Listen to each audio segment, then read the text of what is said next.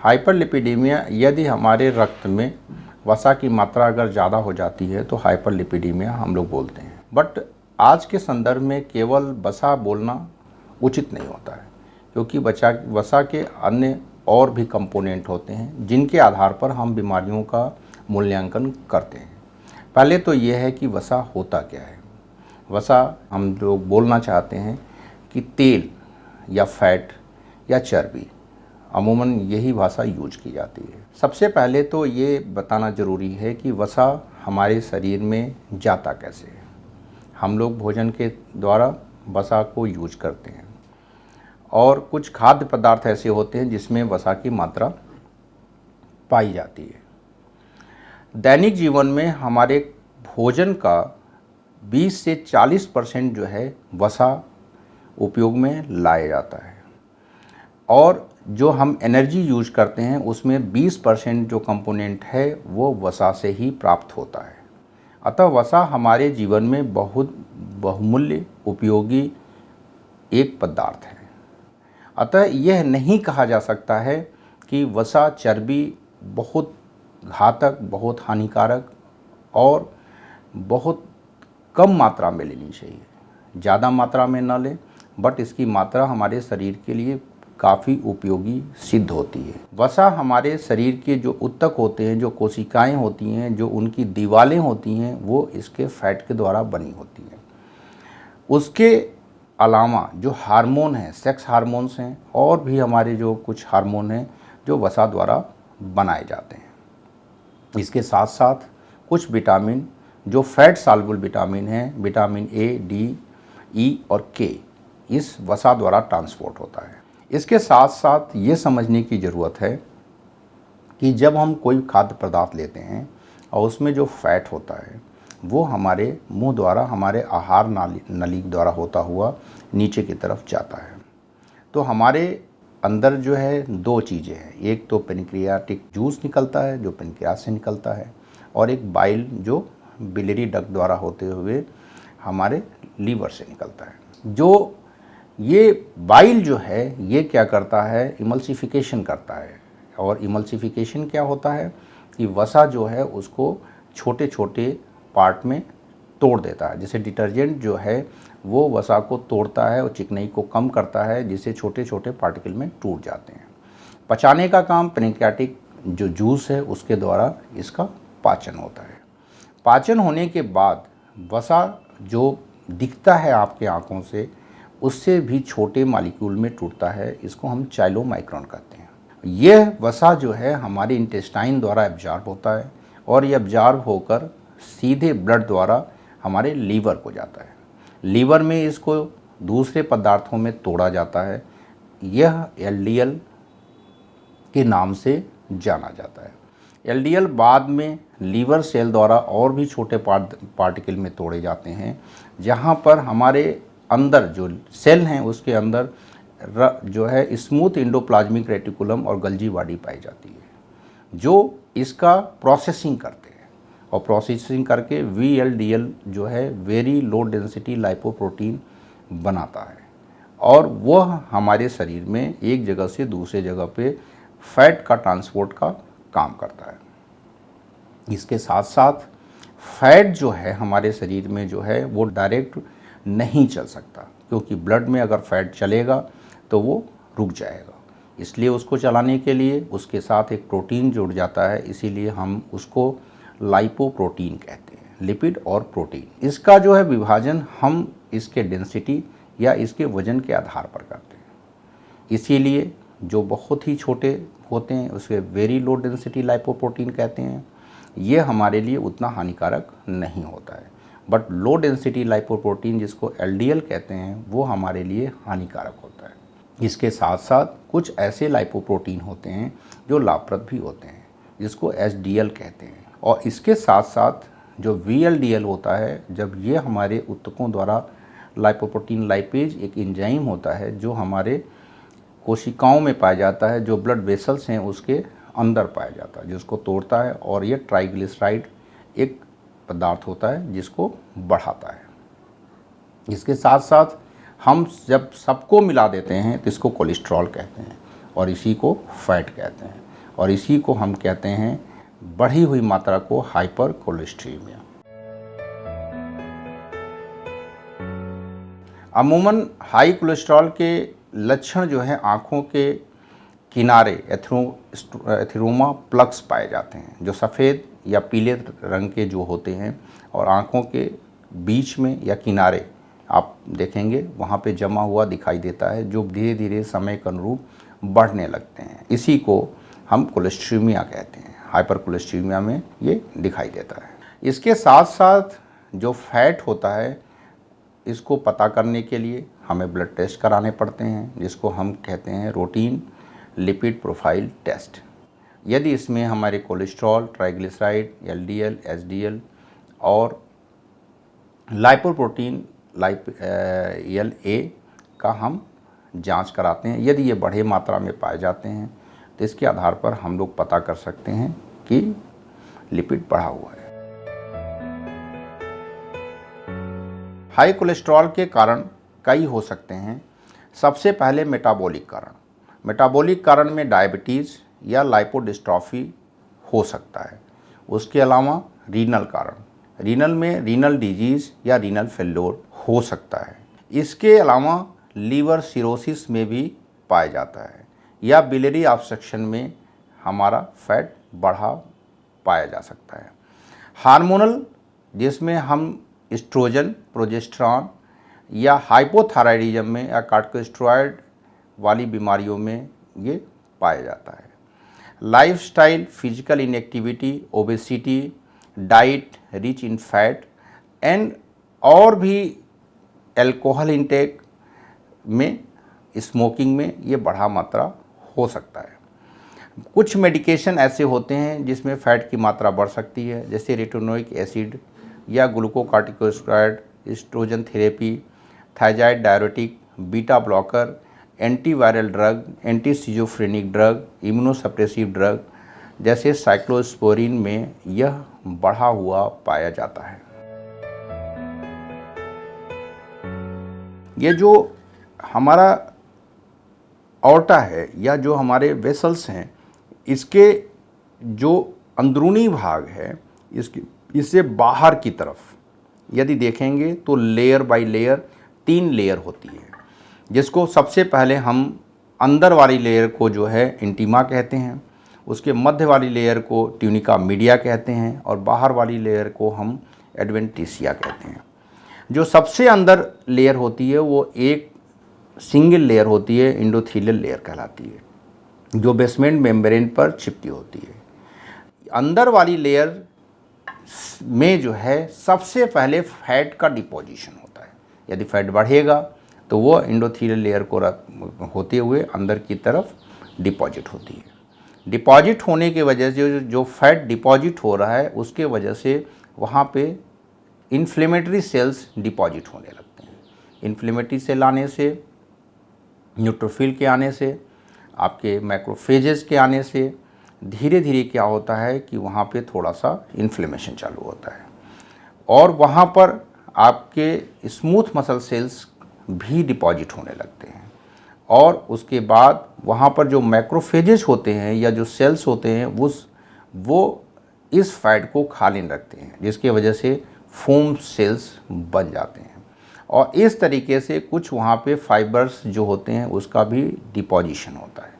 देखते देखते जो प्लग हमारा जो एक छोटा सा जो आपके एक सॉफ्ट प्लग जो था वो धीरे धीरे हार्ड होने लगता है और उसकी साइज़ भी धीरे धीरे इंक्रीज करने लगती है। ये बाहर की तरफ नहीं जा सकते क्योंकि बाहर की जो लेयर है, मीडिया जो लेयर है वो मजबूत होती है।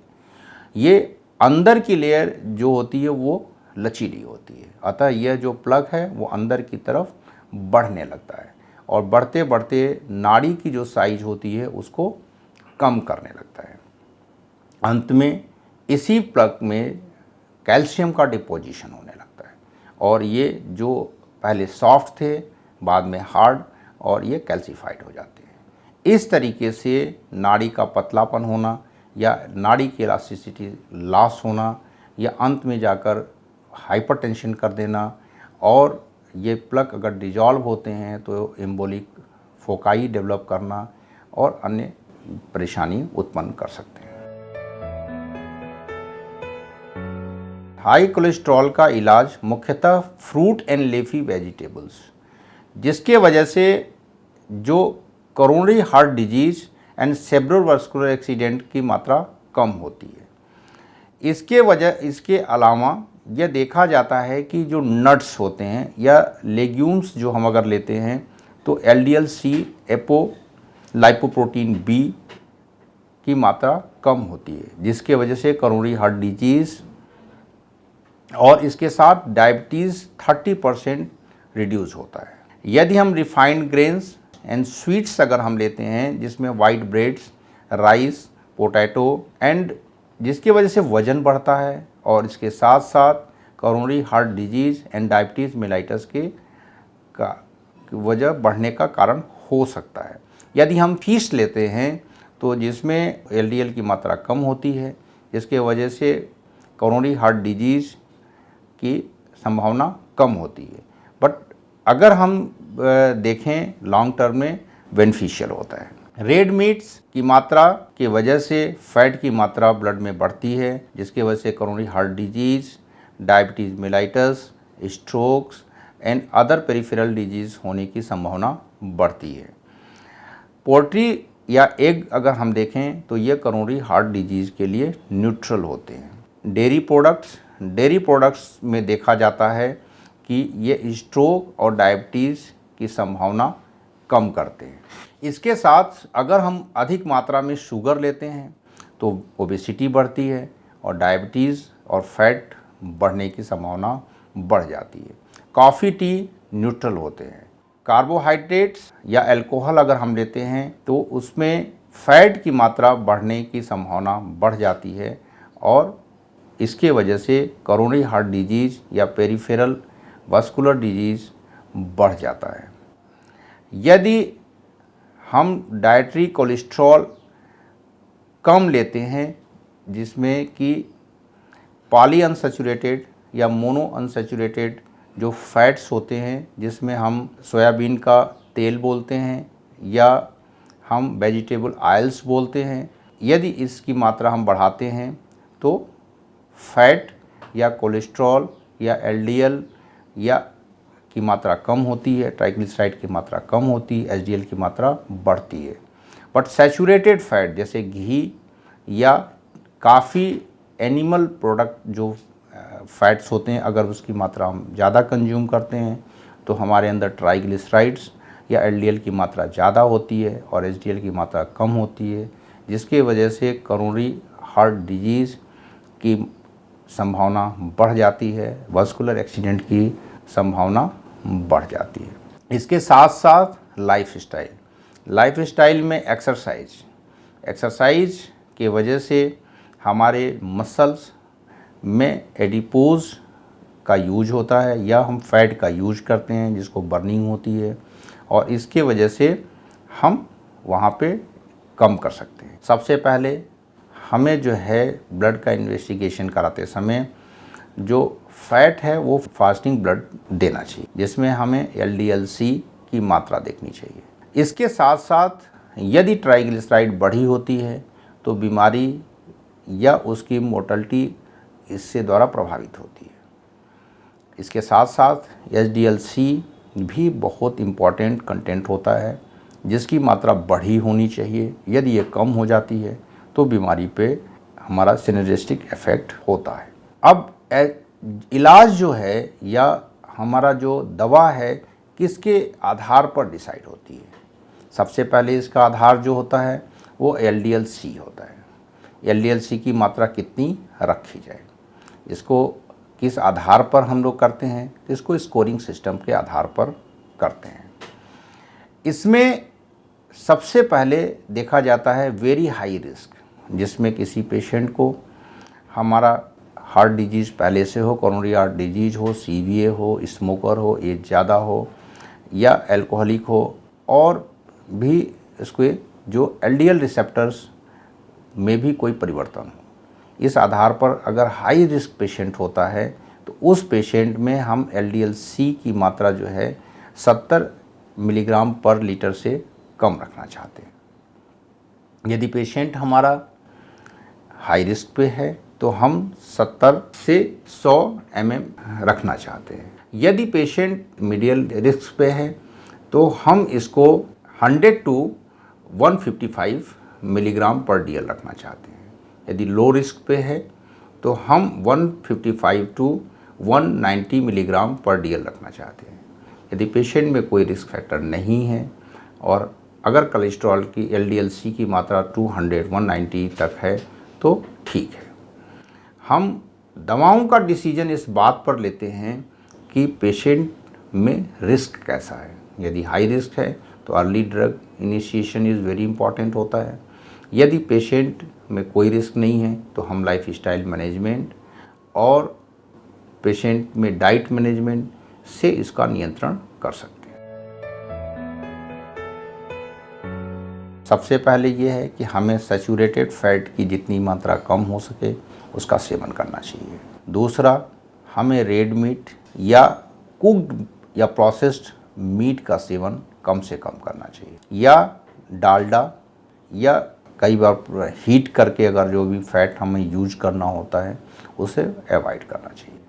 इसके साथ साथ हमें हमेशा जो है सोयाबीन ऑयल जो होता है, या जो मूंगफली का तेल होता है, या वेजिटेबल ऑयल जो आपका मस्टर्ड ऑयल होता है, उसका हम उपयोग करें तो सेहतमंद होंगे। अब इसके साथ साथ ये भी कहा जाता है घी का सेवन करें कि नहीं करें। देसी घी तो देखा जाता है यदि कम मात्रा में देसी घी का प्रयोग करते हैं, जो आपका एक बुफेलो का होता है और एक कहते हैं काउज का बना हुआ घी होता है, तो जो भी घी यदि उसको हम जमाते हैं और जमाने के बाद मलाई निकालते हैं और मलाई के बाद उसको मट के हम जो घी बनाते हैं उसमें देखा जाता है कि पॉली अनसैचुरेटेड फैट्स या जो है मोनो अनसैचुरेटेड फैट की मात्रा ज़्यादा होती है और हमारे शरीर के लिए लाभप्रद होती है। अतः हम उन फैट का सेवन करें जिससे हमें मोनो या पॉली अनसैचुरेटेड या ओमेगा 3 फैटी एसिड्स जिसमें ज़्यादा मात्रा में पाया जाए, जैसे सी फूड्स या हम फिश जिसमें ये मात्रा प्रचुर मात्रा में होता है। बचाव में सबसे ज़्यादा इम्पॉर्टेंट ये है कि एनिमल प्रोडक्ट्स फैट अवॉइड करें, जिससे वसा की मात्रा शरीर में कम होती है और हमारे नाड़ियों में जो फैट का डिपोजिशन है वो भी कम होता है, जिसके वजह से एथेरोस्क्लेरोटिक करोनरी आर्टरी डिजीज़ कम होती है। करोनरी आर्टरी डिजीज़ की मात्रा कम होती है, MI कम होते हैं, CVA कम होता है, पेरिफेरल आर्टरी डिजीज़ कम होती है, रेटिनोपैथी कम होता है। इसके साथ साथ और भी बीमारियां जैसे कि फैटी लीवर कम होता है या हेपेटाइटिस कम होता है।